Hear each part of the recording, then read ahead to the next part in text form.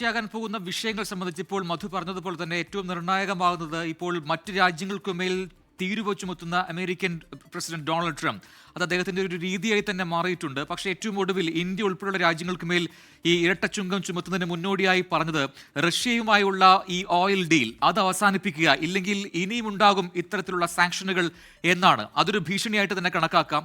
അതായത് ഇപ്പോൾ ഈ ചർച്ചയിൽ പോലും ഒരു തീരുമാനം ഉണ്ടാകുന്നില്ല എങ്കിൽ, പ്രത്യേകിച്ചും ഈ യുക്രൈൻ വിഷയത്തിൽ ഒരു തീരുമാനം ഉണ്ടാകുന്നില്ല എങ്കിൽ കൂടി വീണ്ടും ഇന്ത്യക്ക് മേൽ അധിക തീരുവ ഉണ്ടാകും എന്നൊക്കെ ട്രംപ് പറഞ്ഞല്ലോ. അപ്പോൾ അതുമായി ബന്ധപ്പെട്ട് ഏറ്റവും സുപ്രധാനമായൊരു ഒരു ചർച്ചയാണ് നടക്കാൻ പോകുന്നത് എന്ന് തന്നെ തീർത്തും പറയാം. ആ രീതിയിൽ ഇന്ത്യ മാത്രമല്ല, ഇന്ത്യക്ക് പുറമെ മറ്റു രാജ്യങ്ങൾക്ക് മേലുമൊക്കെ അധിക തീരുവ ചുമത്താൻ ഒരുപക്ഷെ ഈ കൂടിക്കാഴ്ചയ്ക്ക് ശേഷം ട്രംപ് ശ്രമിച്ചേക്കാം എന്നതുകൊണ്ട് തന്നെ ഇന്ന് ചർച്ചയാകുന്ന വിഷയങ്ങൾ, അതിൽ ഏറ്റവും പ്രധാനപ്പെട്ടത് യുക്രൈൻ വിഷയം, അതിൽ നിന്ന് പിന്മാറാൻ പുടിൻ തയ്യാറാകുമോ ഇല്ലയോ എന്നതാണ് ചോദ്യം.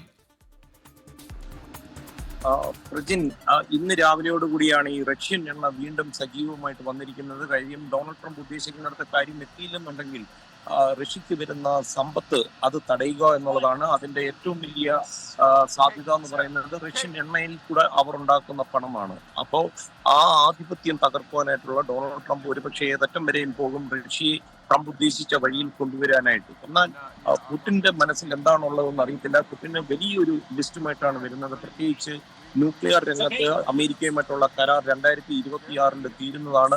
അതുകൊണ്ട് തന്നെ 2022 ഈ കരാറിൽ നിന്ന് പിന്മാറുന്നതായിട്ട് റഷ്യ പറയുകയും ചെയ്തതാണ്.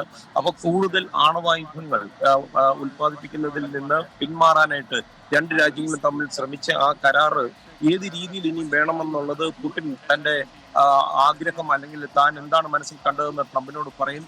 തന്നെയുമല്ല, അമേരിക്കയുടെ ഉപരോധങ്ങൾ എടുത്തു മാറ്റി റഷ്യയെ തിരിച്ച് ലോകക്രമത്തിലേക്ക് കൊണ്ടുവരാനുള്ള ഒരു ശ്രമവും പുടിൻ നടത്തും.